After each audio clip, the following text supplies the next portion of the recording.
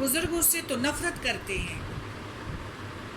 پھر نبی کریم صلی اللہ علیہ وسلم ایک وادی میں گئے، وہاں نہایت نفیس، خوشگوار، ٹھنڈی ہوا اور دل خوش کن، معطر، خوشبودار، راحت، سکون کی مبارک صدائیں سن کر آپ صلی اللہ علیہ وسلم نے پوچھا یہ کیا ہے؟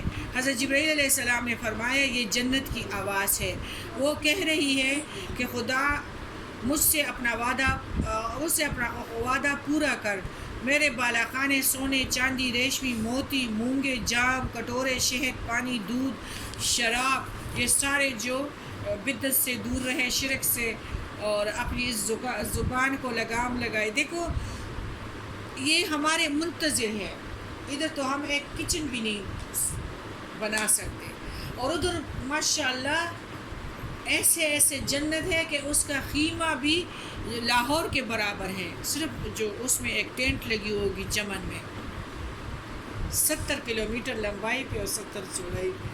مزے ہیں ہمارے۔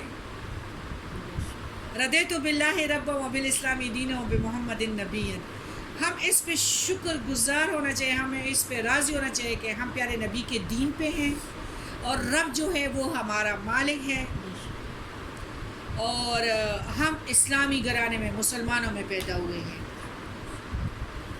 یہ ساری نعمتیں بہت زیادہ جنت کہیں گے کہ بہت زیادہ ہو گئی ہیں، یعنی اب ان کے استعمال کرنے والے بھی ہوں، اسے خدا کی طرف سے جواب ملے گا۔ ہر ایک مومن مرد عورت جو مجھے اور میرے رسول اللہ صلی اللہ علیہ وآلہ وسلم کو مانتا ہو، نیک عمل کرتا ہو، میرے ساتھ کسی کو شریک نہ کرتا ہو، بدعتی نہ ہو۔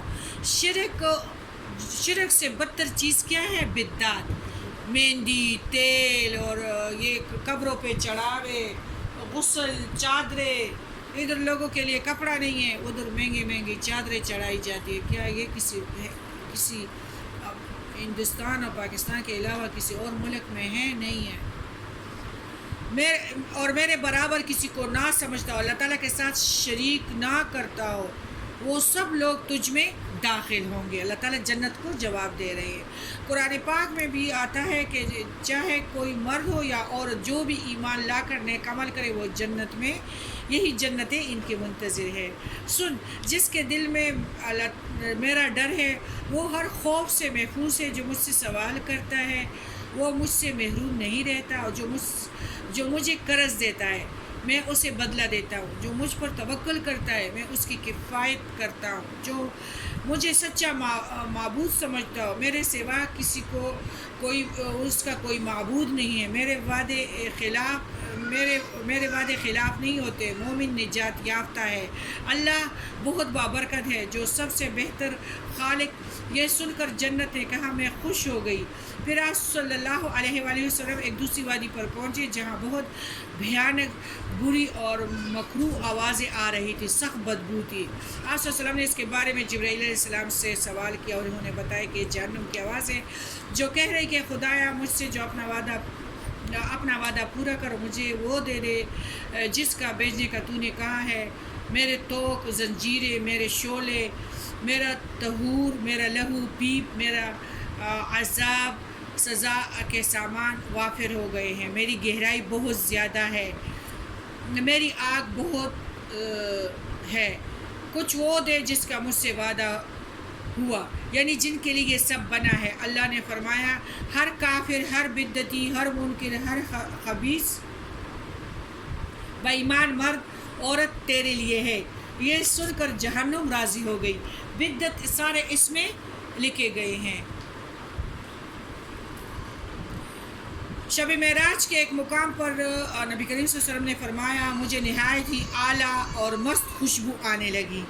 میں نے پوچھا یہ خوشبو کیسی ہے؟ جواب ملا یہ فرعون کی لڑکی کی پارلر ہے، مشاط تھا، مطلب یہ جو کنگھی کرتی ہیں نا، جیسے پارلر میں کام کرنے والی لڑکیاں ہوتی ہیں نا، تو فرعون کی دربار میں بھی ایک بیوٹیشین تھی، اور اس کی اولاد کے محل کی ہے۔ فرعون کی شہزادی کو کنگھی وغیرہ کرتے ہوئے اس کے ہاتھ سے کنگھی گر پڑی، تو اس کے زبان سے بے ساختہ بسم اللہ نکلا۔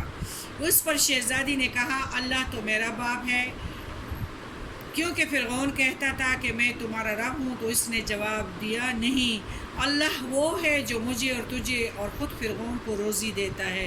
اس نے کہا اچھا، کیا تم میرے باپ کے علاوہ کسی اور کو رب مانتی ہو؟ اس نے کہا ہاں، میرا اور تیرا اور تیرے باپ کا رب اللہ ہے۔ اس نے اپنے باپ فرعون سے کہا۔ اس کے باپ اس پہ بہت غصے ہوئے، ناراض ہوا۔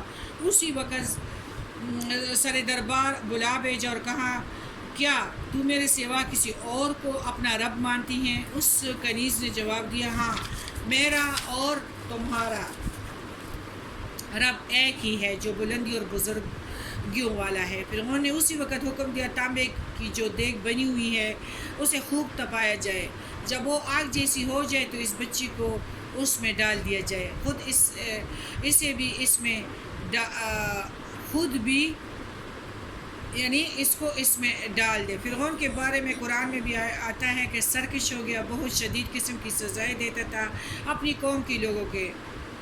وہ دیگ گرم کی گئی، جب وہ آگ جیسی ہو گئی تو حکم ہوا کہ اس کے بچے کو اس میں ڈال دیا جائے، یعنی اس کو اور اس کو بچوں کو اس میں ڈال دیا جائے۔ اس نے کہا بادشاہ ایک درخواست میری قبول کر لیجئے، وہ یہ کہ میری اور میرے بچوں کی ہڈیاں ایک ہی جگہ ڈال دینا۔ فرعون نے کہا تیرے حقوق کچھ میرے ذمہ ہے، اس لیے یہ منظور ہے، یعنی تو ہماری خدمتگار ہے، اس لیے تیری یہ بات پوری کروں گا۔ جب وہ اس کے بچے اس میں ڈال دیے گئے، وہ جل کر راکھ ہو گئے، تو جب چھوٹے بچی کی باری آئی تو ماں کی چھاتی سے لگا ہوا دودھ پی رہا تھا۔ فرعون کے سپاہیوں نے جب اسے گھسیٹا تو اس بندی کی آنکھوں تلے اندھیرا چھا گیا۔ خدا نے اس وقت اس بچے کی زبان دے دی اور اس نے بآواز بلند کہا اماں جان افسوس نہ کرو، ذرا بھر بھی پس و پیش نہ کرو، حق پر جان دے دینا سب سے بڑی نیکی یہ ہے۔ اور اسے صبر آ گیا اور اس نے کہا کہ جنتیں ہماری انتظار میں ہیں۔ اسے بھی آگ میں ڈال دیا گیا اور آخر میں اس کی ماں کو بھی، رضی اللہ عنہم اجمعین۔ یہ خوشبو کی مہک اس کی جنت جتنی یعنی جنتی محل سے آ رہی ہے۔ آپ صلی اللہ علیہ وسلم نے اس واقعے کے ساتھ بیان فرمایا 4 چھوٹے بچوں نے گہوارے میں بات کی ہے، ایک تو وہ بچہ کہ ایک تو یہی بچہ، ایک وہ جو حضرت یوسف علیہ السلام کی شہادت دی تھی، ایک وہ بچہ جس نے جریح ولی اللہ کی پاک دامنی کی شہادت دی تھی، اور دوسرا حضرت عیسیٰ علیہ السلام۔ ابن کثیر میں یہ موجود ہے۔ بہرحال جنت اور دوزخ کی گفتگو سن کر آپ آگے تشریف لے گئے۔ آپ صلی اللہ علیہ وسلم نے فرمایا کہ ایک گروہ جن کی منہ زبان ہونٹ لوہے کی کینچیوں سے کاٹے جا رہے ہیں۔